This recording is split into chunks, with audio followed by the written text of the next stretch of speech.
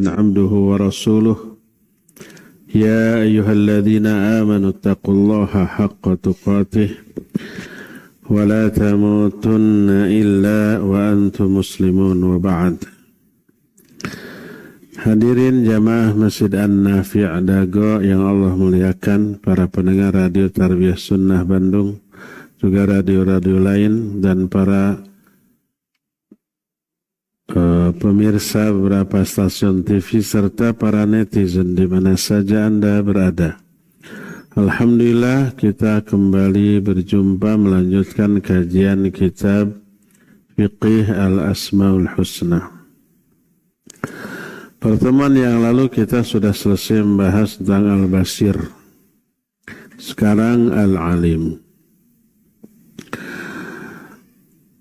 Kata Al-Alim oleh Al-Quran disebut lebih dari 150 kali. Di lebih dari 150 ayat. Salah satunya surah Ar-Rum ayat 54, yakhluqu ma yasha wa huwal alimul qadir. Allah menciptakan apa saja yang Allah kehendaki, dan Dia Maha Alim dan Maha Qadir. Dalam surah An-Nisa 70 Allah mengatakan wa kafa billahi aliman. Cukuplah Allah itu Maha mengetahui. Surah Yasin 31 dzalika taqdirul azizil alim. Yang demikianlah ketetapan dari Al-Aziz dan Al-Alim. Al-Baqarah 181 menyatakan innallaha sami'un alim. Sesungguhnya Allah Maha Sami' dan Maha Alim. Ini beberapa di antara ayat yang memuat kata-kata alim sebagai nama sekaligus sifat dari Allah Azza wa Jalla. Apa makna al-alim? Alladhi ahata ilmuhu bidh-dhawahiri wal bawatin wal israri wal i'lan wa bil alamil alawi sufla wa bil madhi wal hadir wal mustaqbal fala yakhfa alaihi syai'un minal asya' alima ma kana wa ma sayakun wa ma lam yakun allau kana kaifa yakun ahata bi kulli syai'in ilma wa ahsa kulla syai'in adada.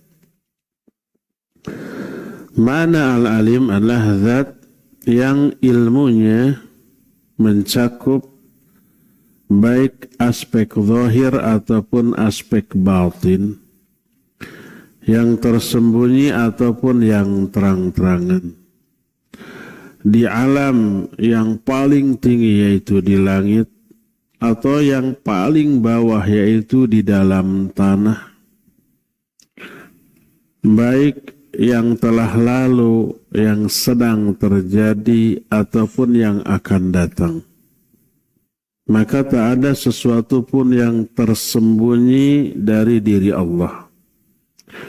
Dia mengetahui apa yang telah terjadi. Dia mengetahui apa yang akan terjadi. Dia pun mengetahui apa yang tidak terjadi, seandainya itu terjadi, bagaimana kejadiannya. Ilmunya mencakup segala sesuatu dan dia menghitung segala sesuatu satu demi satu. Itulah makna al-alim, yang mengetahui semuanya, tak ada yang tersembunyi sesuatu pun, termasuk tahu sesuatu yang tidak terjadi, bila itu terjadi bagaimana kejadiannya. Allah tahu.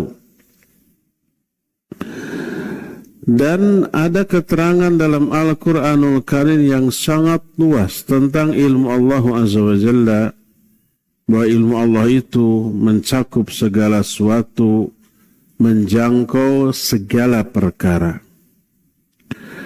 Dan ini Allah terangkan di banyak ayat.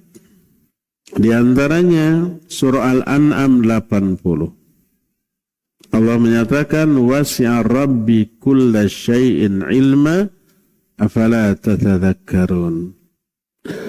Dan ilmu Allah mencakup segala sesuatu, menjangkau segala perkara.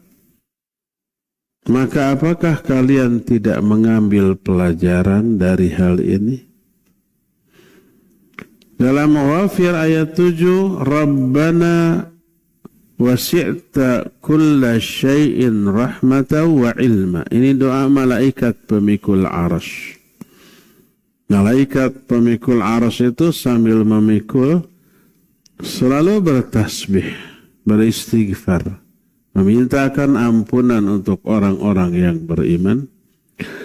Sebelum mendoakan ampunan, sebelum mendoakan kebaikan untuk manusia, mereka memuji dulu Allah. Salah satu pujian atau sanjungannya itu dengan mengatakan, ya Allah, rahmat dan ilmumu mencakup segala sesuatu, menjangkau segala sesuatu. Maknanya ilmunya menjangkau segala sesuatu, artinya segala sesuatu diketahui oleh Allah.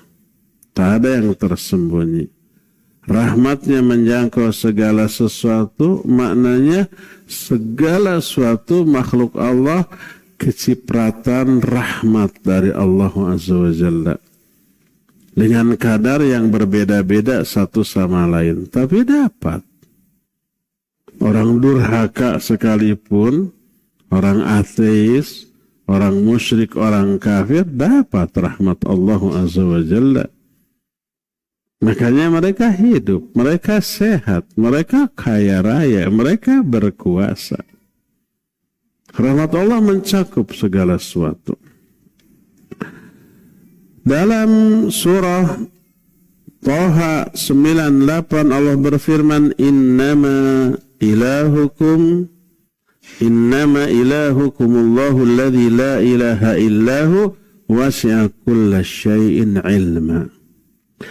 Ilah kalian, sesembahan kalian ini adalah hanyalah Allah, yang tidak ada sembahan lain yang hak selain Dia, dan ilmunya mencakup segala sesuatu, menjangkau segala sesuatu. Di dalam Ali Imran 120 Allah pun menerangkan innallaha bima ya'maluna muhit. Sesungguhnya Allah terhadap apapun yang dilakukan oleh seluruh makhluk muhit. Muhit itu maha menjangkau. Menjangkau apanya? Menjangkau banyak hal. Ilmunya, penglihatannya, termasuk juga apa yang dicatat oleh para malaikat pencatatnya, menjangkau segala sesuatu. Dalam Hud 92 Allah pun menyatakan inna rabbi bima ta'maluna muhit. Sesungguhnya Rabbku terhadap apa saja yang kalian lakukan maha meliputi, mengawasi, mengetahui. Dalam surah An-Nisa 108 wa kana Allahu bima ya'maluna muhita. Maknanya sama, cuma struktur kalimatnya yang sedikit berbeda. Allah terhadap apa saja yang mereka lakukan maha meliputi, maha mengetahui, mengawasi. Nah, termasuk pengetahuan jangkauan ilmu Allah mencakup juga yang rahasia ataupun yang terang-terangan, yang gaib ataupun yang nyata. Yang rahasia itu yang terpendam dalam hati setiap makhluk, tidak terungkap. Yang rahasia itu apa yang disembunyikan oleh satu makhluk dari makhluk lain, Allah tetap tahu.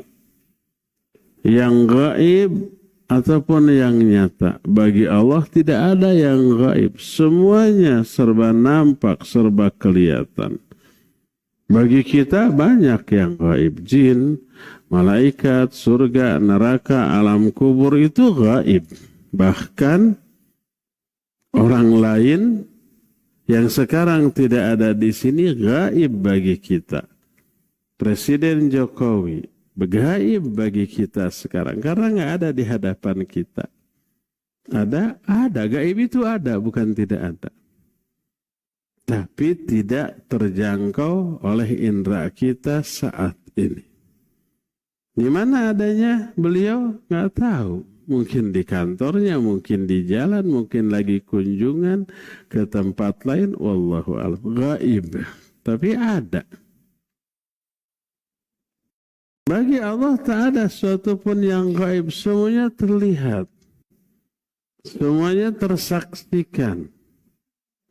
Allah berfirman dalam surah Ibrahim 38, Rabbana innaka ta'lamu ma tukhfi wa ma tu'lin, ma nukhfi wa ma nu'lin, wa ma yakhfa 'ala Allahi min syai'in fil ardi wala fis sama'. Ya Allah, sesungguhnya Engkau mengetahui apa yang kami sembunyikan dan apa yang kami tampakkan. Tak ada yang tersembunyi bagi Allah sesuatu pun, baik di bumi ataupun di langit. Seluruhnya serba nampak, terlihat, gamblang, jelas. Tak ada yang samar bagi Allah. Dalam surah Ghafir 19 Allah menyatakan, Ya'lamu kha'inatal a'yun wa ma tukhfis sudur. Allah mengetahui pengkhianatan mata dan apa yang tersembunyi di dalam dada. Kita melirik sekejap saja, orang lain tidak tahu, Allah tahu. Berfirman Allah dalam surah Qaf ayat 16. وَلَقَدْ خَلَقْنَا الْإِنسَانَ وَنَعْلَمُ مَا تُوَسْوِسُ بِهِ نَفْسُهُ وَنَحْنُ أَقْرَبُ إِلَيْهِ مِنْ حَبْلِ الْوَرِيدِ. Sungguh kami telah menciptakan manusia dan kami mengetahui apa yang dibisikkan dalam hati-hati mereka. Kata orang Sunda mah digerenteskeun dina hate, orang lain tidak tahu, Allah tahu, Allah mendengar. Dan kami lebih dekat kepada manusia dibanding urat lehernya. Urat leher ini bukan dekat lagi dengan kita, tapi nempel bagian dari diri kita. Allah lebih dekat lagi daripada itu. Maknanya Allah lebih tahu tentang isi dalam tubuh ataupun jiwa kita daripada kita terhadap diri kita. Jiwa kita bagaimana kita tahu, tapi pengetahuan kita tentang jiwa kita terbatas. Kadang dalam beramal kita merasa ikhlas, dalam panah Allah belum tentu ikhlas. Sehingga Allah kasih kasus. Dengan kasus itu terbukti kita belum ikhlas. Banyak tuh. Umpamanya kita dakwah, kita umpamanya ngajar, rasaan mah ikhlasnya kepada Allah Azza wa Jalla. Nggak ingin dihargai, nggak ingin dihormati, nggak ingin diapresiasi. Tapi pas ada orang yang tidak menghormati, tersinggung. Penghargaan pisan ka orang kan gitu ya. Oh, ternyata dakwahnya masih mengharapkan penghargaan orang kepada kita. Dan seterusnya itu menunjukkan belum ikhlas tuh. Buktinya kalau pas ada orang lain yang dianggap kurang menghargai agak tersinggung tuh. Katanya dakwahnya bukan untuk mengharapkan apresiasi orang. Pas orang kurang mengapresiasi kita, tersinggung tuh. Allah lebih tahu. Apalagi secara fisik kita merasa sehat-sehat saja, nggak pernah ada keluhan. Padahal mungkin jantung kita bermasalah. Padahal mungkin ginjal kita bermasalah. Padahal mungkin lever kita ada sesuatu. Tapi belum ada gejala merasa sehat saja. Kita nggak tahu rasaan mas sehatnya. Betapa banyaknya orang yang mati di lapangan, mati di tengah jalan karena memforsir diri olahraga, rasaan sehat, jantungnya tidak kuat. Ada yang begitu? Ya, Allah lebih tahu tentang diri kita dibanding kita terhadap diri kita sendiri.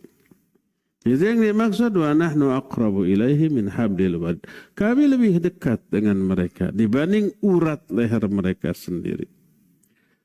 Dalam Al-Baqarah 235 Allah menyatakan wa'lamu annallaha ya'lamu ma fi anfusikum fahdharu.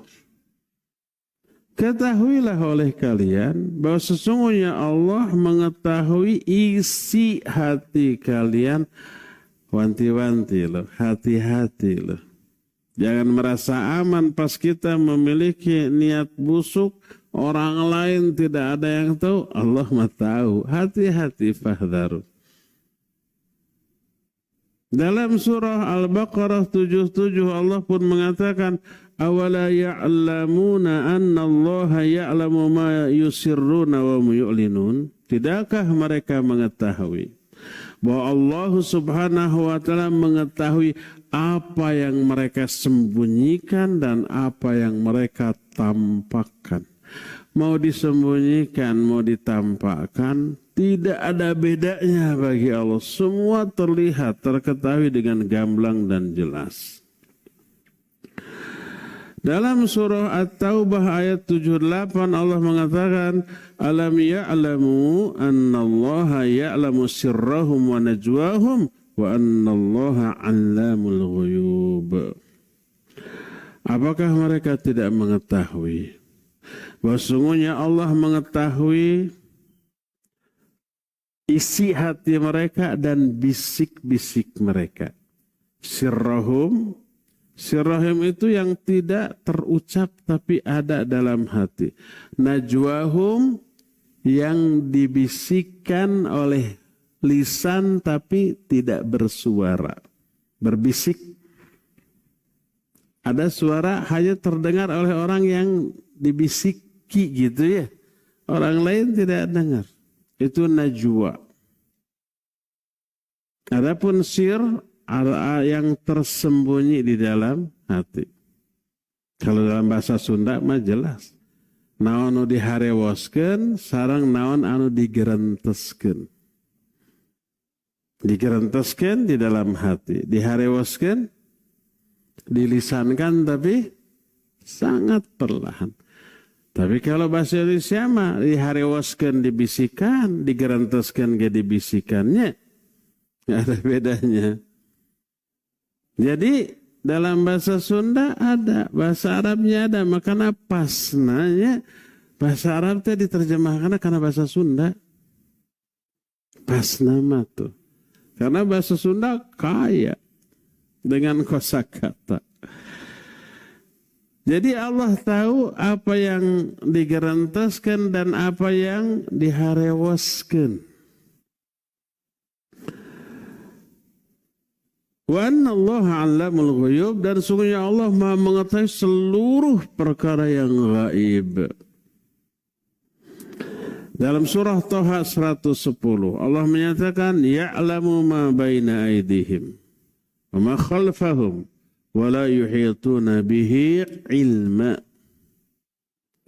Kata Allah, Allah mengetahui apa yang ada di hadapan mereka, apa yang ada di belakang mereka. Maknanya di depan mereka itu masa datang mereka. Apa yang akan terjadi nanti, besok, lusa, minggu depan, bulan depan, tahun depan, sampai akhir hayat. Allah tahu jalan hidup setiap orang secara rinci, secara detail. Dan apa yang ada di belakang maksudnya masa lalunya. Kita seringkali lupa terhadap masa lalu kita, ya enggak? Jangankan masa lalu, tahunan lah. Kemarin apa yang kita omongkan kita sudah lupa. Apa yang kita lakukan kita sudah lupa. Allah tidak pernah lupa, seluruhnya tercatat. Allah tahu sejak kita lahir perjalanan hidup kita secara mendetil sampai detik ini Allah tahu. Dan Allah tahu apa yang akan kita alami sampai akhir hayat kita Allah tahu. Kita masa lalu sudah lupa, masa yang akan datang blank. Semenit, 2 menit kemudian apa yang terjadi kita tidak tahu. Apalagi jam-jaman. Allah tahu, ya'lamu ma baina aydihim wa khalfahum. Dalam surah At-Taubah 105 Allah menyatakan, wa saturadduna ila alimil ghaibi wasyahadah fayunabbi'ukum bima kuntum ta'malun. Kata Allah, kalian ini nanti akan dikembalikan kepada yang maha mengetahui baik yang gaib ataupun yang nyata. Maksudnya Allah. Allah mengetahui yang gaib, apalagi yang nyata. Terus, فَيُنَبِّئُكُمْ بِمَا كُنْتُمْ تَعْمَلُونَ. Allah akan memberitahukan kepada kalian tentang semua yang pernah kalian lakukan di masa lalu. Kita nanti masuk akhirat sudah lupa apa yang kita amalkan di dunia. Untuk mengingatkan Allah beri kabar lagi, beri info lagi, beritahukan lagi. Tuh kamu ketika di dunia tuh melakukan ini. Coba seminggu yang lalu sampai sekarang ingat-ingat dosa dan kesalahan apa yang sudah kita lakukan. Seminggu aja dari Selasa yang lalu sampai Selasa sekarang. Belum tentu 10 atau yang kita ingatnya. Padahal ribuan dosa yang diingat belum tentu 10. Jadi rasaan mas soleh. Dosa naon saya ternyata seminggu kamari. Ingat-ingat rasa nama tidak soleh meureun. GR-nya overconfidence, terlalu percaya diri terhadap kesolehannya, padahal salah. Bahkan Allah menyebutkan mengetahui atau pengetahuan Allah tidak hanya di bumi, sampai di atas langit. Bumi ini kecil, ibarat sebutir debu di tengah alam yang sangat luas ini. Lebih kecil lagi kita sebagai penghuninya. Mengetahui sesuatu yang kecil tidak sulit bagi Allah. Bahkan alam jagat raya, langit, ini Allah ketahui secara rinci dan detail. Jangan dikira bulan itu langit. Jangan dikira bintang itu langit. Dari bulan, dari bintang ku langit pertama aja. Wah, masih jauh, luar biasa. Allah tahu apa yang ada di langit. Seperti juga Allah tahu apa yang ada di bumi. Seperti dalam surah Al-Hujurat 18 Allah menyatakan, Inna Allah ya'lamu ghaibas samawati wal ard. Wallahu basirum bima ta'malun. Sesungguhnya Allah maha mengetahui perkara yang gaib yang ada di langit. Yang gaibnya saja Allah tahu, apalagi yang nyatanya. Juga yang gaib yang ada di bumi, yang gaibnya saja Allah tahu, apalagi yang nyatanya. Perkara gaib yang ada di muka bumi ini ya para jin, para malaikat, Allah awasi, Allah lihat, Allah ketahui secara jelas dan gamblang, termasuk apa yang ada di dalam tanah. Kita tidak tahu. Yang kita bisa lihat di permukaannya, di dalamnya ada apa dan bagaimana kejadiannya kita nggak tahu. Allah maha tahu. Wallahu ya'lamu ma fis samawati wa ma fil ard wallahu bikulli syai'in alim.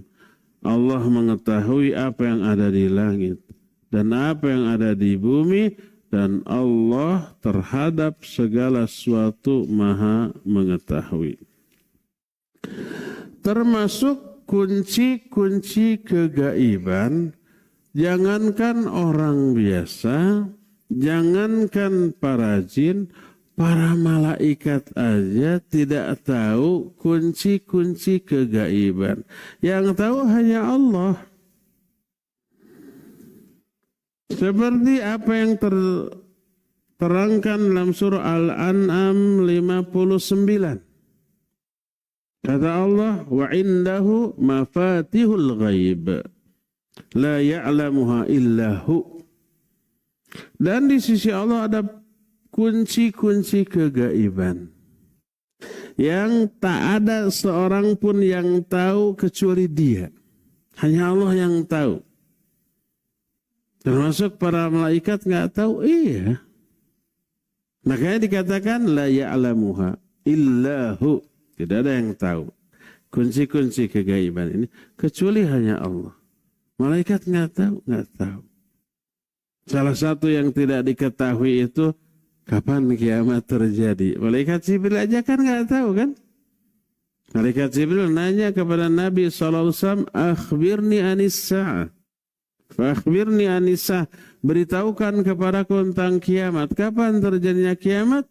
Nabi SAW menjawab, mal mas'ulu anha bi'a'lama minas sa'il. Yang ditanya tidak lebih tahu daripada yang bertanya. Yang ditanya Nabi Muhammad SAW, yang bertanya Jibril alaihissalatu wassalam. Dua-duanya tidak tahu. Hanya Allah yang tahu. Innallaha indahu ilmus sa'ah. Sesungguhnya di sisi Allah ada ilmu tentang terjadinya kiamat. Nggak tahu. Yang kita tahu tentang kiamat itu apa? Ciri-cirinya, harinya. Hari apa? Jumat. Tapi Jumat kapan? Nggak tahu. Bulan apa? Tanggal berapa? Tahun kapan? Nggak tahu. Harinya betul tahu hari Jumat. Karena tahu hari Jumat, para malaikat dan seluruh makhluk pas datang hari Jumat itu takut, tegang, takut bahwa Jumat itu kiamat terjadi. Kecuali illa tsaqalain. Kecuali dua makhluk yang tidak pernah takut dengan datangnya hari Jumat. Yaitu jin dan manusia. Kan kita pas datang hari Jumat itu cengingisan. Ya, ini terjemah, oh Jumat mubarakah, bakal botram. Kan gitunya. Nggak takut, yang lain takut. Tapi Jumat kapan? Allahu a'lam. Apa saja perkara gaib yang hanya Allah tahu, para malaikat nggak tahu. Di antaranya nama-nama Allah. Kita tahu beberapa nama Allah, minimal 99 mah tahu lah. Eta ge niron ningali dina buku. Ada yang hafal dinasyidkan? Ada. Tapi apa nama Allah hanya 99? Enggak, banyak. Tidak terbatas. Tak ada yang tahu kecuali Allah. Hadis sahih riwayat Imam Muslim yang menyatakan inna lillahi tis'atan wa tis'ina isman. Allah memiliki 99 nama. Man ahsaha dakhalal jannah. Siapa yang mengihsa kepada 99 itu dia masuk surga. Itu bukan berarti hanya 99. Allah tidak menyatakan inna asma Allahi tis'atan wa tis'ina isman. Enggak. Sungguhnya nama Allah ada 99. Enggak.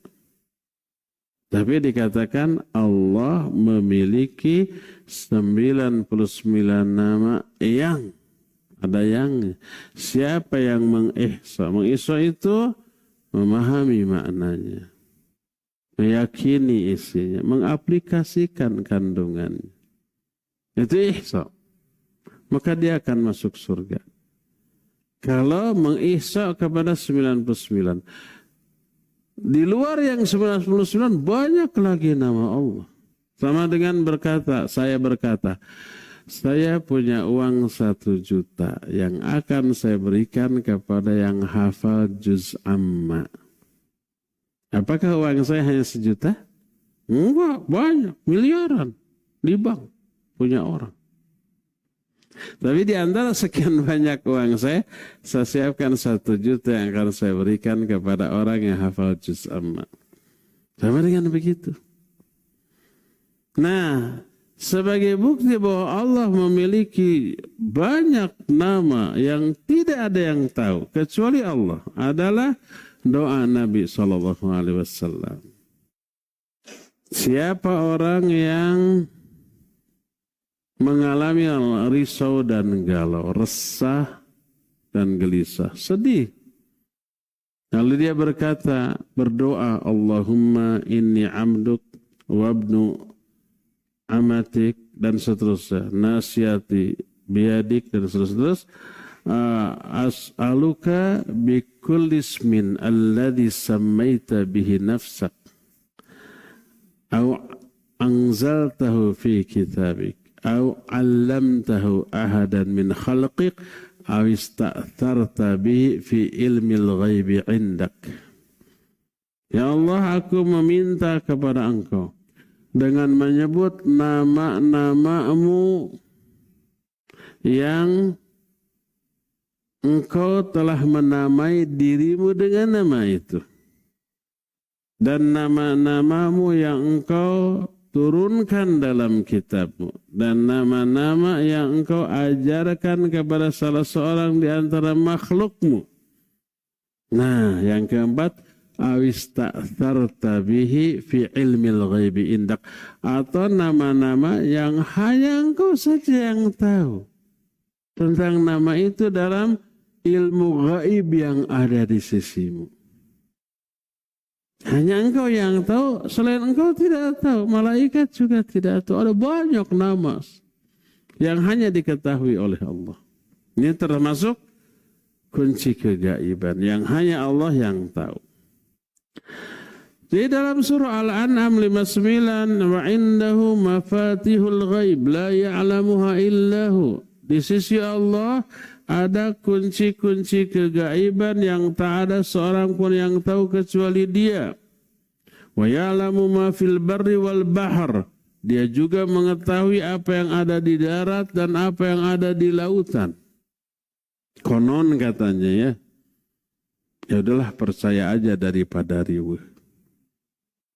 Lautan itu lebih luas daripada daratannya gitunya. Iyalah, udah percaya lagi. Percaya dunia ini 2/3 lautan katanya. Nggak tahu gimana ngukurnya. 1/3 daratan. Jadi air itu lebih banyak daripada tanah. Kalau di darat saja belum seluruh tempat terjajaki, terinjak oleh manusia, apalagi lautan, lebih luas lagi. Tapi Allah tahu semuanya. Ya'lamu ma fil barri wal bahr. Kamari mata batuk, nah aina batuk. Sebentar ya, bismillah.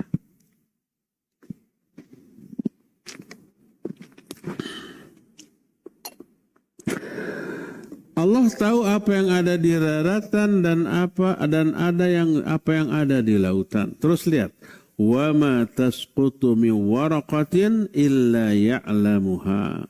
Tak ada satu helai daun pun yang jatuh kecuali Allah tahu. Kita mah jangankan yang jauh, di halaman rumah kita ada pohon, ada yang jatuh nggak tahu. Kecuali gening sudah jatuh tuh daun. Ada buktinya. Pas jatuhnya kapan nggak tahu.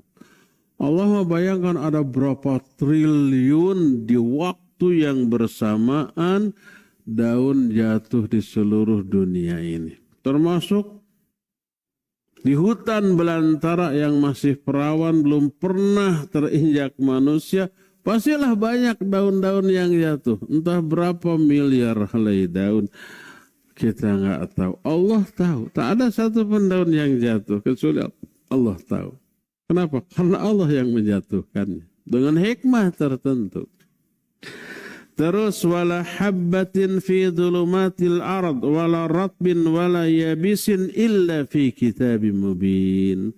Tidak ada satu biji pun yang juga jatuh di kegelapan malam, di kegelapan bumi, malam hari, tengah malam, di tengah hutan yang pohon-pohonnya gede, jangankan malam. Siang aja gelap karena matahari itu sinarnya tertutup oleh daun-daun yang banyak. Jadi ada butir yang jatuh, satu butir kecil dari bibit tanaman, Allah tahu. Baik yang basah ataupun yang kering dari tanah, seluruhnya itu tercatat dalam sebuah kitab yang nyata. Maksud kitab di sini adalah Lauhul Mahfuz. Yang dahulu ketika Allah pertama kali menciptakan makhluk, yang Allah ciptakan adalah pena, qalam. Inna awwala ma khalaqallahu al-qalam. Sesungguhnya makhluk yang pertama kali Allah ciptakan adalah kolam, pena. Kemudian Allah berfirman, uktub, tulis olehmu. Si kolam ini bisa ngomong tuh. Kemana aktub, apa yang harus saya tulis? Uktub kulla syai'in hatta qiyamisah. Tulis semua yang akan terjadi sampai hari kiamat. Gutrut we nulis atas si kolam tuh. Semua yang terjadi secara detail baik di alam nyata ataupun di alam gaib. Di alam nyata seperti jatuhnya daun, jatuhnya satu butir benih, tertulis semuanya di Lauhul Mahfuz. Di alam gaib apa yang terjadi di kalangan bangsa jin. Mungkin mereka hari ini juga ada yang hadir di sini, ada loh. Emang saya lihat? Enggak lihat. Ada jin yang hadir dalam kajian-kajian. Seperti juga manusia ya. Saya nggak tahu siapa yang lebih banyak yang hadir. Manusia apa jin di sini. Tapi jin nggak perlu laporan ke saya nanti ya. Dan apa yang terjadi di tengah hutan belantara sebagai tempatnya komunitas para jin di sana. Allah tahu semuanya.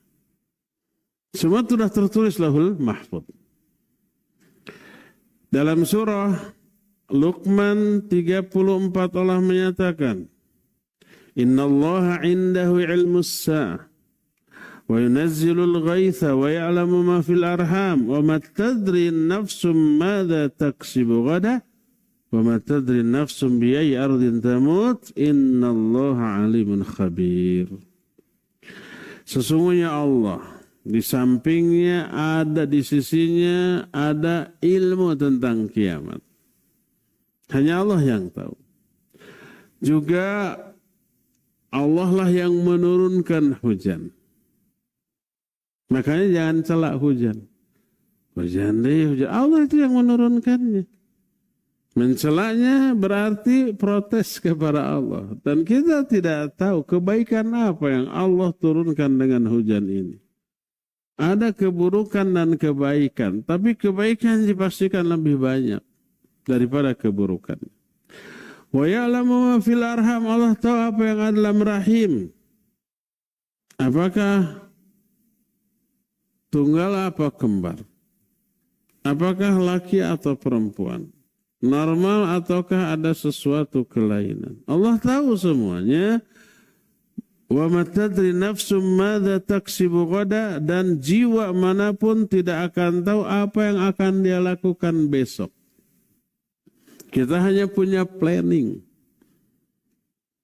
Saya umpamanya besok tuh hari Rabunya, jam sekian salat subuh ke masjid, kemudian sekitar jam 6 kurang lari ke gunung.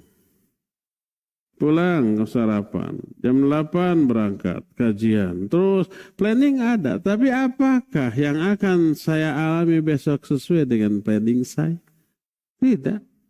Hari ini juga tadi saya planning dari kemarin tuh lari ke gunung, nggak jadi. Karena apa? Becek. Malam kan hujannya.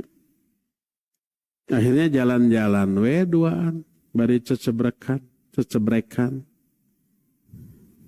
Jadi apa yang akan kita alami besok belum tentu sesuai dengan planning kita sekarang. Wa ma tadri nafsum madza taksibu ghadan. Jiwa manapun nggak tahu apa yang akan dia lakukan besok. Wa ma tadri nafsum bi ayyi tamut. Jiwa manapun tidak tahu di bumi mana dia mati. Ada sih keinginan. Terus terangnya saya mah ingin meninggal nanti di Madinah ada. Hari Jumat atau malam Jumat disolatkan oleh jutaan jamaah, dikuburkan di Baqi. Aduh, luar biasa nikmatnya. Di samping kuburan para sahabat, dekat dengan kuburan Nabi Abu Bakar dan Umar. Luar biasa. Kata Syekh Al-Utsaimin rahimahullah, siapapun yang dikuburkan di Baqi kena dengan doa Nabi SAW, Allahumma gfir li ahli Baqi gharqad. Ya Allah, ampuni penghuni makam Baqi Gharqad ini. Dan ini berlaku sampai hari kiamat. Tidak hanya di zaman itu saja. Karena doa ini dimintakan ampunan oleh Nabi alaihi salatu wassalam. Ingin di sana, tapi apakah? Kenyataannya nanti saya meninggal di sana? Belum tentu. Inginnya ada di sana, tapi dimakamkannya di mana? Wallahu a'lam. Matinya di mana? Wallahu a'lam. Nah, lalu di akhir ayat ini Allah menyatakan, Innallaha alimun khabir. Sungguhnya Allah Maha mengetahui. Diungkapkan dengan dua ungkapan alim dan khabir, dua-duanya maknanya Maha tahu. Apa bedanya alim dengan khabir? Setelah alim ini kita membahas khabir, latif dan khabir. Artinya Maha tahu. Al-alim juga Maha tahu. Apa bedanya? Minimal beda lafaz. Lafaznya berbeda. Tapi kenapa ada lafaz yang berbeda tapi cakupan maknanya sama? Apakah sinonim? Nanti akan kita tahu perbedaannya selasa yang akan datang. Pas membahas latif dan khabir. Dalam surah Ar-Ra'd ayat 8 dan ayat 9 Allah menyatakan, Allahu ya'lamu ma tahmilu kullu untha wa ma taghidul arham wa ma tazdad wa kullu syai'in indahu bimiqdar alimul ghaibi wasyahadatil kabirul mutta'al. Allah mengetahui apa yang dikandung oleh setiap wanita yang mengandung. Tahu tuh gimana kondisi kandungannya. Laki atau perempuan. Berapa beratnya. Gimana kondisinya. Normal ataukah ada kelainan. Allah tahu. Segala sesuatu telah ditetapkan di sisi Allah kadarnya. Dialah yang mengetahui yang gaib dan yang nyata. Dia yang maha besar dan juga maha tinggi. Jadi intinya wajib kita yakini Allah serba tahu, serba melihat, serba menyaksikan, mengetahui secara detil lahir batin setiap makhluknya. Tak ada sesuatu pun yang tersembunyi. Iman meyakini nama ini, nama yang agung ini, bahwa Allah Maha mengetahui, memiliki dampak yang sangat dahsyat bagi manusia. Dan dampaknya ini menjadi pengerem yang sangat pakem luar biasa dari seluruh dosa, maksiat, kesalahan, dan penyimpangan. Pas orang sadar mau melakukan sesuatu yang Allah larang, Allah tahu ya. Dan selain tahu, juga Allah memberi balasan. Dan kalau balasannya berupa azab, dahsyatnya luar biasa. Kedahsyatan, kengerian azab Allah, lihat saja. Keterangan ayat hadis tentang alam kubur, tentang siksa neraka, begitu mengerikan. Seandainya umpamanya ada aturan di dunia ini, pemerintah menyatakan siapa yang menggibahi orang, nanti dicakar itu wajah serta ininya, dadanya sampai berlumuran darah. Saya yakin tak ada seorang pun yang berani menggibahi orang lainnya. Begitu ketahuan tuh ada rekamannya, ada CCTV, ada suaranya. Gak bisa mengelak, langsung dipanggil sama polisi, sini dieksekusi. Rusak ini wajahnya, rusak ini dadanya, perih pedihnya luar biasa. Kalau itu hukuman diterapkan di dunia, gak ada seorang pun yang berani ngomong buruk tentang orang lain. Tapi karena hukumannya tidak begitu, semua orang bebas ngomong kan? Padahal ancaman itu akan diterapkan di alam kubur nanti. Azab kubur bagi orang yang menggibahi orang lain itu, kukunya Allah panjangkan dari logam yang tajam, lalu dia cakar-cakarkan itu kukunya ke wajahnya dan ke badannya. Terus sampai hari kiamat, nggak ada jeda waktu istirahat dari azab itu. Dan itu azab yang gak seberapa dibanding di akhirat. Di akhirat jauh lebih dahsyat lagi. Jadi kalau Allah lihat dan tahu apa yang kita lakukan, bukan sekedar lihat dan tahu, tapi siapkan, Allah siapkan azab yang dahsyat bagi pelaku keburukan itu. Jadi mengetahui, meyakini Allah maha melihat, maha mengetahui, itu akan menjadi pengerem bagi kita dari dosa dan maksiat. Berkata Syekh Muhammad Al-Amin Asy-Shinqiti rahimahullahu ta'ala. Kata beliau, Ajma'al ulama ala annahu akbaru wa'idin wa'adhamu jazirin nazala minas sama'i ilal ard. وَضَرَبُوا لِذَلِكَ مَثَالًا وَلِلَّهِ الْمَثَلُ الْأَعْلَى. Para ulama ijma sepakat bahwa mengimani sifat alim Allah merupakan akbaru wa'idin. Ini pelajaran yang paling besar, wa'adhamu jazirin, pengerem, pencegah dari dosa yang paling dahsyat, paling agung. Yang turun dari langit ke bumi. Dan para ulama وَضَرَبُوا لِذَلِكَ مَثَلًا. Para ulama telah banyak memberikan permisalan tentang hal ini. Salah satu permisalan yang diungkapkan oleh Syekh Muhammad Al-Amin Asy-Shinqiti rahimahullah, beliau berkata, "Lau furida anna hadzal barah minal ard fihi malikun qattalun lirrijal idzan tahakat surumatahu idzan tahakat surumatuhu dzu quwwatin wa izzatin wa man'atin wa haulahu juyusuhu wa haula hadzal malik banatuhu wa nisauhu wa jawarihi ayahdiru bi bali ahadin min ulaikal hadirin majlisa hadzal malik ay yaquma bi ribatin walau qila li ahli al balad inna amira dzalikal balad yabitu aliman bi kulli ma yaf'alunahu fil laili min al khasa'is labatu muaddibin. Seandainya di bumi ini ada seorang raja, penguasa yang kejam, suka membunuh orang apabila aturannya dilanggar atau kehormatannya disinggung, langsung dibunuh. Dia memiliki power, kekuatan, kekuasaan yang dahsyat dan memiliki aturan yang sangat ketat.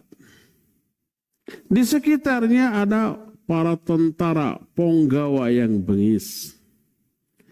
Nah, di sekitar raja ini ada istri-istrinya, ada putri-putrinya, para anak-anak perempuannya dan dayang-dayangnya.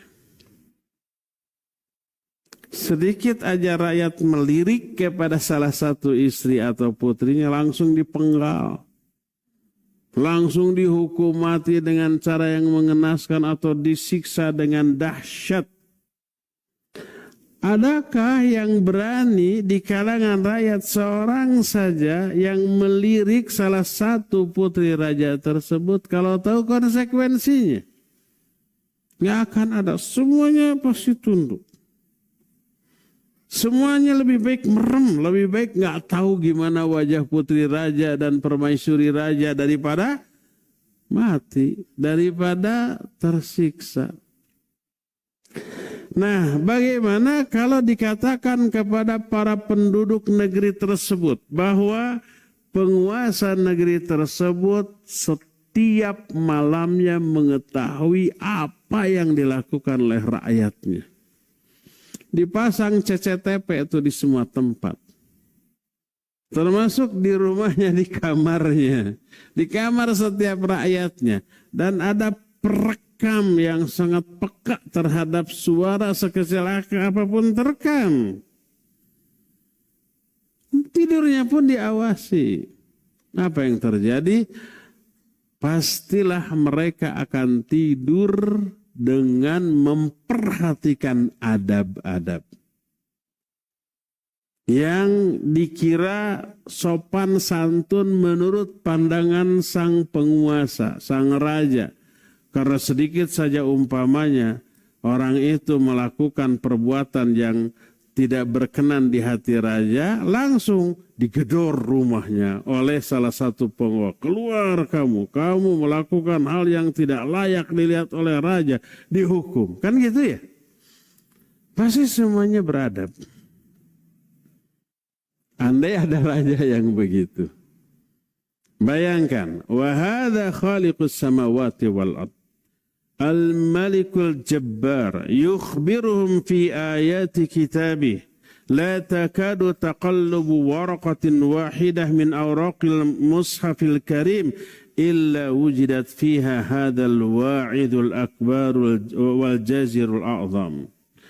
Ini nih Allah sang pencipta langit dan bumi, penguasa semesta alam, menginformasikan kepada kita sebagai manusia dalam ayat-ayatnya yang mulia bahwa tak ada satu helai kertas yang dibolak-balik, tidak ada satupun bisikan, tak ada satupun gerakan, kecuali semuanya itu diketahui, diawasi oleh Allah Subhanahu wa taala. Allah berfirman, bikulli syai'in alim. Allah terhadap segala sesuatu mengetahui. Wallahu bima ta'maluna khabir. Allah Maha mengetahui apapun yang kalian lakukan. Ya'lamu ma tusirrun. Allah tahu apa yang kamu bisikkan dalam hatimu. Wa ma tasqutu min waraqatin illa ya'lamuha.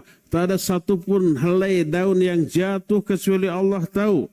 Walaqad khalaqnal insana wa na'lamu ma tuwaswisu bihi nafsuh. Allah berfirman, kami yang menciptakan manusia, kami tahu apa yang dibisikkan oleh hati-hati mereka. Wa'lamu annallaha ya'lamu ma fi anfusikum fahdharu. Ketahuilah, Allah tahu apa yang ada dalam isi hatimu, maka hati-hatilah. Terus begitu. Allah memberitahukan itu dalam kitabnya. Maka kalau seorang sadar, lahirnya batinnya Allah awasi, Allah ketahui. Beranikah hamba tersebut membersihkan dalam hati satu bersitan yang kotor, yang keliru, yang salah, yang busuk? Enggak, karena Allah tahu. Raja tadi enggak tahu isi hati manusia. Tapi andai ada sedikit keburukan kepada raja dari isi hati manusia, para rajanya itu kejam, pasti manusia itu khawatir isi hatinya terketahui lewat ekspresi, sikap, kadang takut keceplosan, ya enggak? Nah, seperti itu.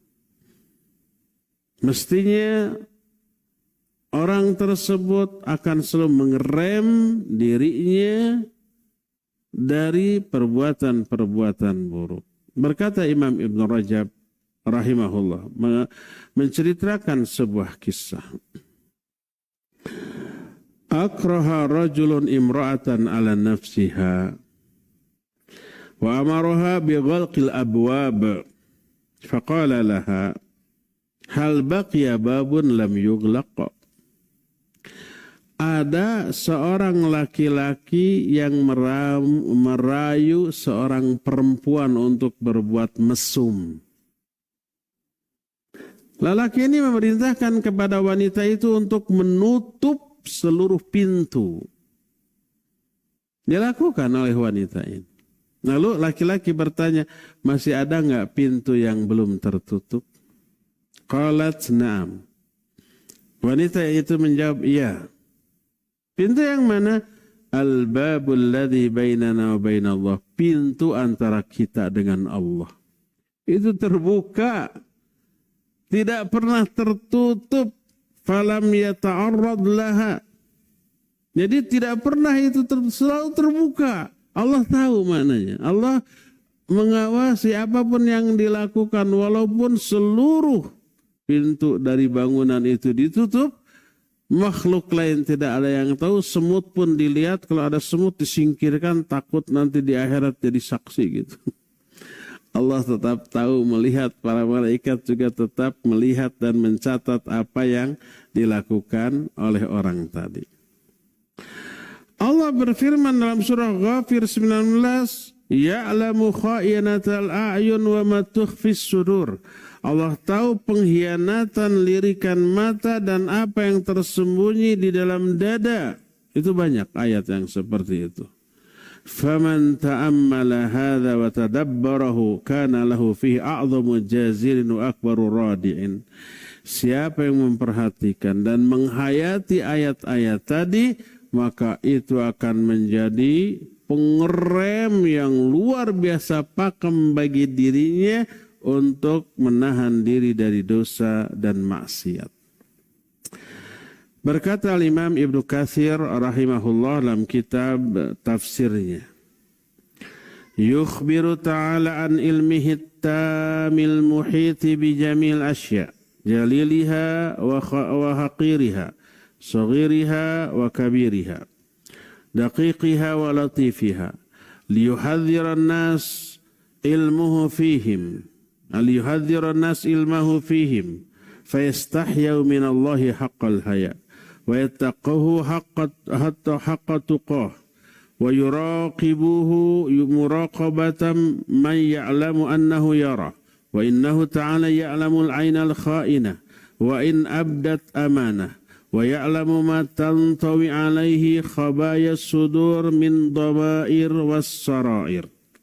Kata Imam Ibnu Katsir, Allah dalam ayat ini mengabarkan tentang ilmunya yang maha sempurna, yang mencakup segala sesuatu, baik yang rinci ataupun yang kecil atau yang remeh, yang kecil ataupun yang besar, yang terlihat ataupun yang tersembunyi, agar manusia waspada tentang pengetahuan Allah terhadap mereka. Lalu mereka merasa malu kepada Allah dengan sebesar-besar rasa malu. Bertakwa dengan sebesar-besar ketakwaan. Lalu mereka merasa diawasi oleh pengawasan zat yang mengetahui bahwa dia melihat mereka. Allah Azza wa Jalla tahu pengkhianatan mata. Sekalipun nampak secara zahir seperti amanah. Tapi Allah tahu bahwa itu khianat. Allah mengetahui apa yang tersembunyi di dalam dada-dada, dalam hati-hati dan jiwa-jiwa mereka. Ya. Berdasarkan hal itu, maka wajib bagi kita untuk meyakini sifat alim bagi Allah sebagai pengerem dari dosa dan maksiat. Kebanyakan nama Allah Al-Alim selalu diterangkan dalam konteks amalan, bahwa semua amalan diketahui oleh Allah, dan balasan. Untuk apa? Untuk menyadarkan hati. untuk membuat hamba menjadi waspada tentang hal ini. Berdasarkan hal itu, maka orang nanti termotivasi dan lawan dari motivasi terancam gitu. Kalau tahu Allah itu Maha tahu, melihat apa yang kita lakukan, memotivasi kita untuk beramal soleh, walaupun dalam keadaan bersendirian. Itu targhib namanya. Ada lagi tarhib, merasa takut. Kalau Allah melihat kita, takut dari berbuat dosa dan maksiat. Di satu sisi, kita termotivasi untuk berbuat baik. Di sisi lain, kita takut terjerumus ke dalam dosa karena Allah melihat apa yang kita lakukan walaupun bersendirian. Ya, inilah penjelasan sifat Al-Alim bagi Allah. Cukup sampai di sini. Nanti untuk yang akan datang kita membahas dua sifat Allah yang hampir semakna dengan alim, yaitu latif dan khabir. Untuk sekarang kita masuki sesi tanya jawab. Wassallallahu ala nabiyina Muhammadin wa ala alihi wa ashabihi wassalam.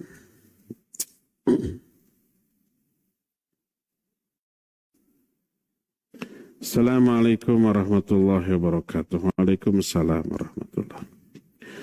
Ustaz dan jamaah, mohon tolong didoakan saudara kami, seorang ibu yang bernama Laura yang saat ini sedang kritis di rumah sakit. Allahul musta'an. La ba'sa tahur insyaallah ya. Allahumma rabban nasi adhibil ba's ishfi anta syafi la shifa illa shifa'uk shifaan la yughadiru saqama asallallahal azim rabbal arsyil azim ayashfiha. Semoga Allah sembuhkan ya.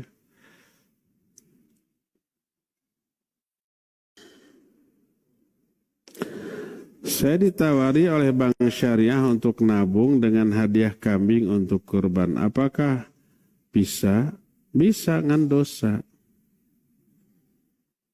Karena itu dikomitmenkan dari awal. Itu riba. Kullu qardin jahbil manfa fahuwa riba. Ya, semua pinjaman kita menabung di bank itu meminjamkan ke bank. Tapi ada manfaat berupa kambing. Kambingnya itu riba ya. Kalau di awal katanya syariah. Syariah yang tidak syar'i itu.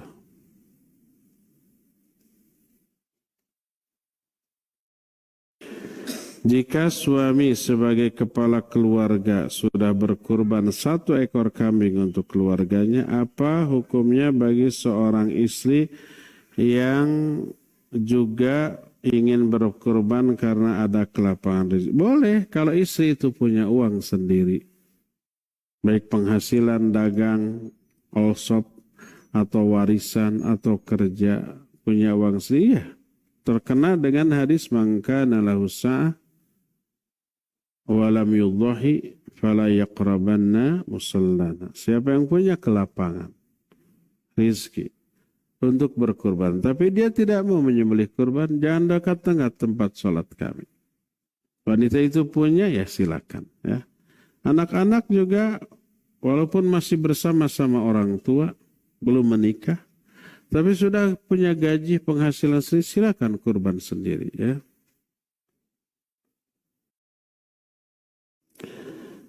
Semoga Ustaz dan para jamaah An-Nafi dimanapun dalam rahmat Allah Azza wa Jalla. Amin. Izin bertanya, bagaimana hukumnya bila orang tua yang menamakan wadah atau tas yang diserut dengan nama Anu? Itu tega bacanya ge. Oh, kanjut kundang. Apakah ini perkataan kotor dan berdosa mengatakan? Tidak, itu sudah lumrah ya. Sudah lumrah. Apakah ada di syariat Islam apabila istri yang menawarkan untuk berhubungan suami istri untuk berjima dahulu, maka sang istri berpahala besar dan menurut orang tua itu wajib dan ahli surga. Kalau wajib tidak, tapi ya pahalanya besar. Karena itu menyenangkan suaminya. Apapun yang bisa menyenangkan suami lakukan. Termasuk salah satunya adalah mengajak berhubungan. Ya modusnya menyenangkan suami padahal dia pengen.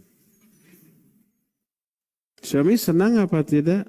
Bukan senang lagi, bingit senang ya. Ajak tiap hari.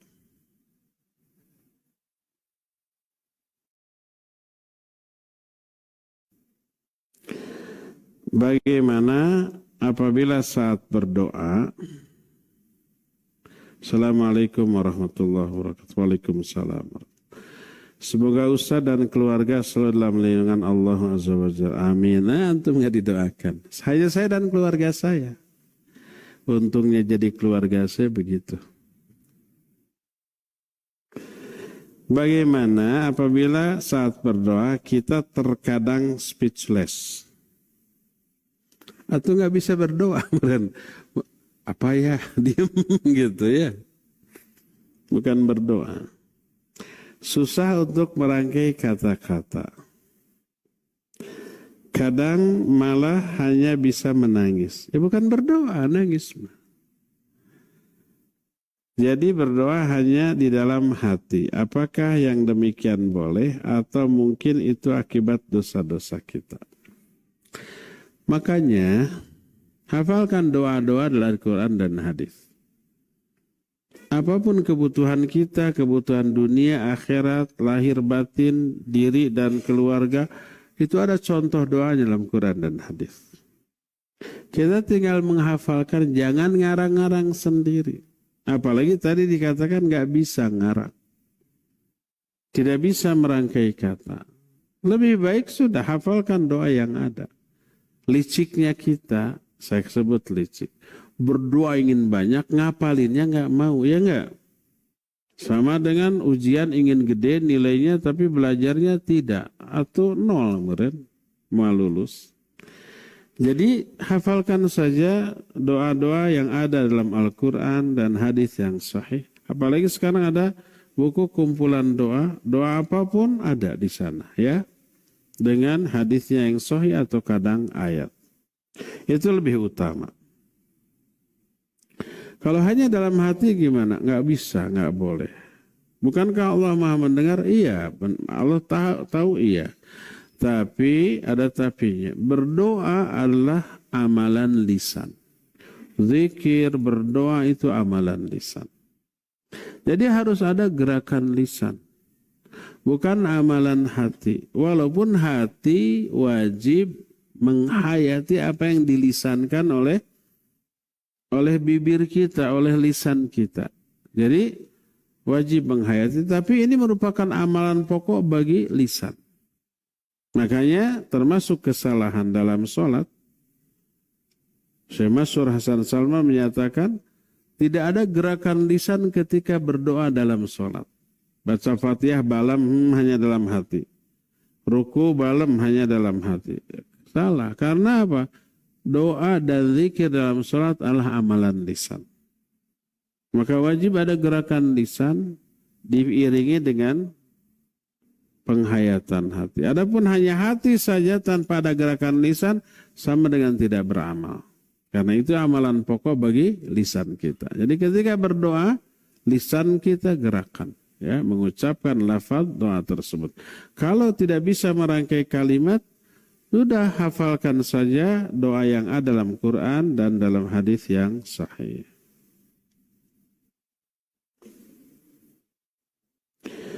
Apakah berhutang untuk kebutuhan pokok termasuk kurangnya tawakal? Tidak, boleh berhutang. Nabi SAW pernah berhutang? Pernah menggadaikan baju besinya ke orang Yahudi sampai wafat tidak tertebus. Ya. Untuk apa? Untuk nafkah istrinya. Kenapa beliau nggak minta ke sahabat? Anti minta. Kenapa nggak menggadaikan ke sahabat? Karena kalau menggadaikan ke sahabat pasti sahabat nggak mau dibayar. Makanya diam-diam ke orang Yahudi. Mau orang Yahudi.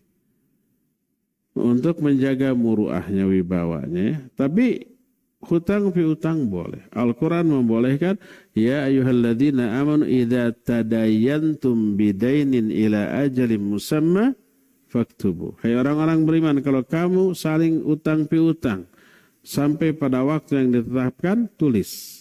Ini menunjukkan bolehnya hutang piutang asal tidak ada riba, ya, tidak ada riba. Yang tidak boleh berhutang untuk kebutuhan tersier, beli HP gitu. Padahal HP yang ada masih bagus ya. Walaupun sudah setahun 2 tahun, sudah baru setahun 2 tahun. Udah setahun 2 tahun udah jadul banget. Ada yang baru tuh 20 juta pinjam gitu. Nanti dicicil. Nggak perlu, yang ada saja. Ini saya sudah jelek, ada sebelum pandemi saya beli tapi masih bagus. Nggak jelek, bagus. 1,8 juta ya. Ada yang mau beli 3 juta, saya bilang boleh.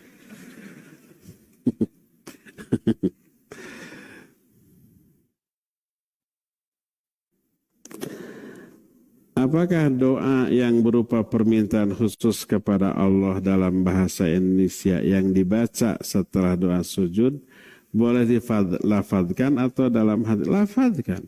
Berdoa dengan bahasa Indonesia dalam sholat boleh. Berdasarkan hadis yang umum, falyakhtar minad du'ai a'jabahu. Silakan dia memilih doa yang paling dia sukai, baik isinya ataupun bahasanya.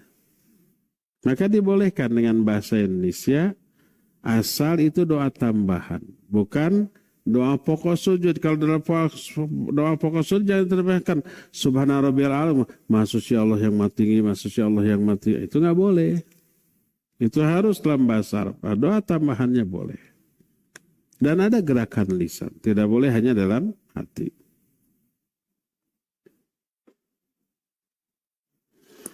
Boleh nggak kita mengikuti belajar terjemah Al-Quran metode tamyiz online? Saya nggak tahu gimana caranya tuh. Ya, kalau ahlinya yang mengajarkan, boleh. Saya nggak tahu.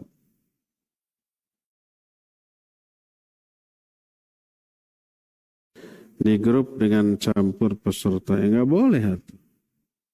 Nanti orang senang nadanya, senang nyanyinya. Ya. Kenapa harus dinyanyikan? Biar menarik taeta, ya, biar menarik. Sebelum mengetahui kajian sunnah, saya belajar mengaji kepada seorang ustadz karena di tempat tersebut kekurangan pengajar. Setelah sering ke kajian ini, terus apa yang sebaiknya saya kerjakan? Ngaji terus ke sini, ya. Mencari lagi seorang guru yang pengajarnya seorang perempuan atau meneruskan, cari perempuan. Ini laki-laki, jangan. Ini akhwat yang nanya. Jangan bertanya, jangan belajar tahsin kepada laki-laki. Ya, bahaya, jadi fitnah. Apalagi belajar tahsin, itu harus dilihat lidahnya, bibirnya, giginya harus dilihat. Makhraj itu harus benar, cara pengucapannya. Itu harus dilihat oleh gurunya. Tidak hanya sekedar didengar, tapi dilihat benar salah. Kebayang nggak kalau muridnya akhwat, gurunya ikhwan? Coba lihat bibirnya, giginya, lidahnya, gitu kan? Itu berbahaya, ya. Bisa-bisa semua akhwat sebelum belajar lipstick dulu. Cari guru perempuan. Tolong penjelasannya Pak Ustadz tentang Allah yang ada di mana-mana, padahal Allah ada di tempatnya, yaitu di arsy. Tahu, gini. Gak perlu dijelaskan, kan tahu. Karena ada salah satu ustadz yang mengatakan kalau Allah tidak ada di mana-mana, tapi di arsy. Iya betul, kata Al-Quran, bukan kata ustadz. Setidaknya 7 ayat dalam Al-Quran menyatakan begitu. Ar-Rahmanu 'alal arsy istawa. Allah istiwa di atas arsy. Huwallazi khalaqas samawati wal ard wa ma bainahuma. Dalam ayat lain fi sittati tsumma istawa 'alal arsy. Allah yang menciptakan langit dan bumi, setelah itu Allah istiwa di atas arsy. Banyak ayatnya, ya. Di atas arsy itu di atas langit. Di atas langit ada arsy, di atas arsy ada Allah. Amintum man fis sama. Apakah kalian merasa aman terhadap Allah yang ada di atas langit? Ketika seorang sahabat membebaskan budaknya, minta tolong kepada Nabi SAW. Yang mana? Oleh Nabi dites. Ada seorang hamba sahaya, ditanya, Aina Allah? Di mana Allah? Dia menjawab, Allahu fis sama, Allah di atas langit. Wa man ana? Aku siapa? Anta Rasulullah. Engkaulah Rasulullah. Kata Nabi SAW, A'tikha fa innaha mu'minah. Bebaskan dia. Karena dia adalah seorang mu'minah. Jadi hanya dites di mana Allah, di langit sudah. Ayat hadis itu qat'i. Bukan kata ustaz, tapi kata Allah. Makanya ada satu kitab Ijtima'ul Juyusil Islamiyah ala annallaha istawa ala arsyihi. Ijtima' itu artinya berkumpulnya pasukan Islam yang menyatakan bahwa Allah ada di atas arsy. Yang dimasuk pasukan Islam adalah para ulama sejak zaman sahabat sampai ulama terkemudian, semuanya sepakat menyatakan Allah ada di atas arsy, ya. Nah seperti itu, lalu mengemukakan bantahan-bantahan kepada orang yang mengingkari hal ini. Seperti itu. Mereka menyatakan kalau Allah di atas arsy berarti Allah butuh arsy. Itu keliru, salah. Allah istiwa dengan makna bimakna ala ma yaliqu bijalalihi wa kamalihi.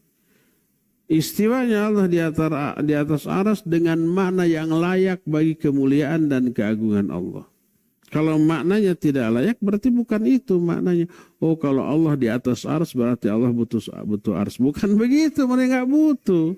Kalau Allah di atas arsy berarti bertumpuk. Salah.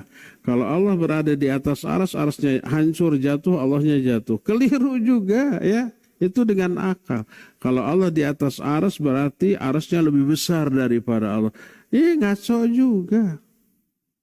Bukan itu maknanya ya. Allah istiwa di atas arsy dengan istiwa yang dengan makna yang layak bagi kemuliaan dan keagungan Allah Subhanahu wa taala tanpa membutuhkan arsy, tanpa menempel di arsy, tanpa bermakna arsy-nya lebih besar daripada Allah. Awan itu ada di atas gunung. Apakah pasti awan itu menempel di gunung? Tidak. Pasti gunungnya lebih besar dari awan? Tidak, awan bisa menutupi bukan hanya kota, beberapa negara ditutupi oleh awan. Kalau musim dingin di Eropa, ya, coba terbang ke Eropa musim dingin. Posisi pesawat pasti di atas awan. Lihat ke bawah. Awan tebal banget menutup beberapa puluh negara di Eropa. Negara Eropa kan kecil-kecil, ya enggak? Nah, sama dengan Bandung Tasik gitu ya. Dari satu negara ke negara lain kayak gitu tah. Jadi ngan ukur pakai mobil sudah berbatasan, pakai mobil lagi berbatasan. Kalau umpamanya bayangkan zaman baheula, setiap keluar negara harus mengajukan visa, harus tukar uang karena uangnya berbeda, liar kan? Liar orang Eropa oke baheula. Makanya sekarang mereka sepakat memberlakukan satu visa dan satu mata uang. Disebutnya Schengen. Jadi Schengen itu kumpulan negara-negara Eropa yang memberlakukan satu visa, satu mata uang. Mata uangnya euro. Jadi ketika sudah dapat visa dari satu negara yang tergabung ke dalam negara Schengen, kita bisa ke semua negara itu. Keluar aja visa dari Belanda, kita bisa ke Prancis, bisa ke Jerman, bisa ke mana-mana tanpa harus mengajukan visa lagi, tanpa harus nukar uang lagi. Euro semuanya. Kau bisa belok ke sana dari mana tadi? Oh, awan. Awan bisa lebih besar daripada gunung gitu ya. Jadi kalau Allah diistiwa di atas arsy dipahami nempel, otak mana yang dipakai? Tuh awan juga di atas gunung tidak nempel ke gunung. Memang ada yang nempel tapi tidak selalu kan? Kalau Allah diistiwa di atas aras berarti arasnya lebih besar, otak mana yang dipakai? Tuh lihat awan jauh lebih besar daripada gunung gitu ya. Kalau umpamanya Allah istiwa di atas aras itu berarti Allah butuh aras, otak apa yang dipakai? Awan tidak butuh gunung. Jadi tidak ada hubungannya. Nah, seperti itu. Mereka pakai akal, ternyata akalnya dangkal. Bertolak belakang dengan pemikiran orang yang akalnya dalam gitu. Bertolak belakang dengan realita ya. Terakhir. Bolehkah kita bertanya? Boleh, makanya ada tanya jawab. Bolehkah kita bertanya kalau Allah bisa melihat dan menjangkau sesuatu, tapi kenapa ada malaikat untuk melaksanakan semua tugas-tugas Allah? Kemudian kenapa Allah menciptakan manusia kalau hanya sebagai permainan saja bagi Allah? Astagfirullah. Istighfar dia. Tahu itu pernyataan terakhir salah.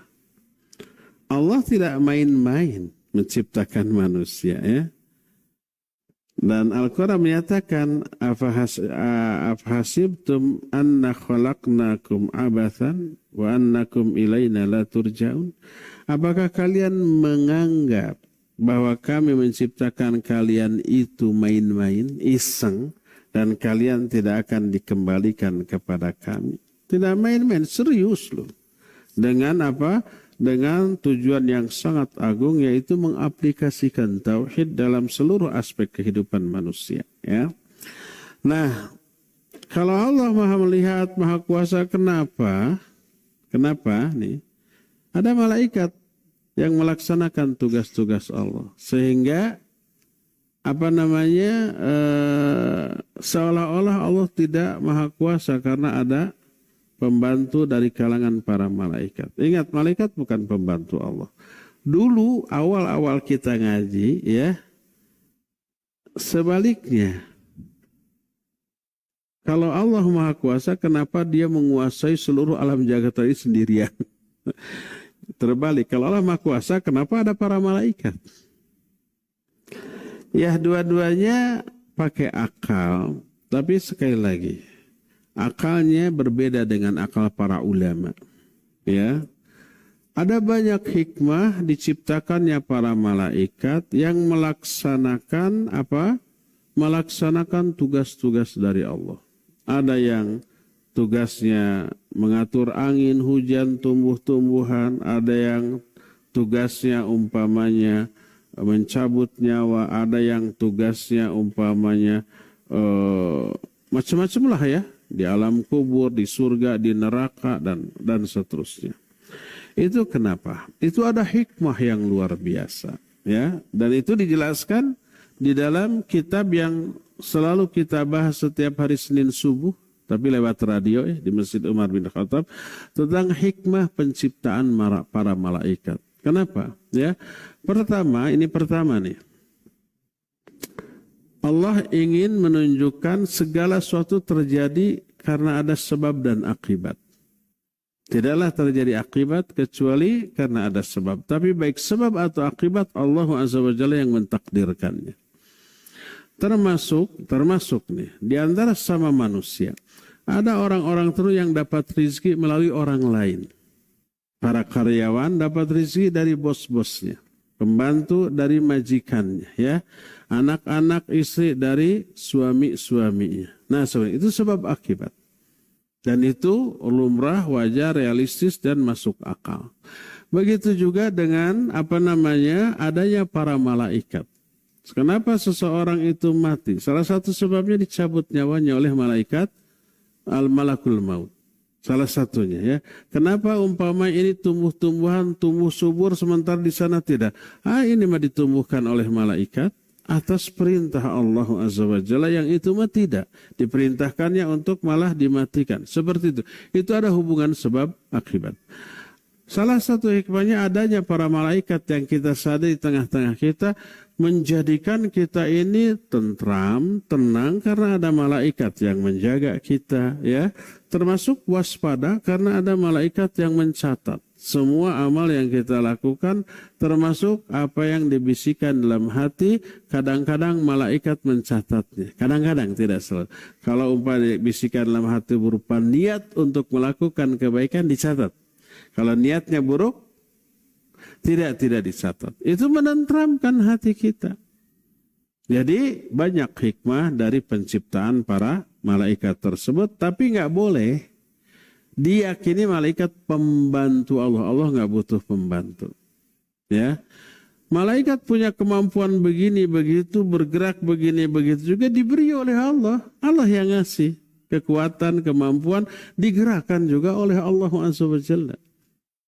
Maka bukan pembantu, karena mereka digerakkan dan diberikan kemampuan itu oleh Allah Subhanahu wa Ta'ala pula, bukan pembantu, ya.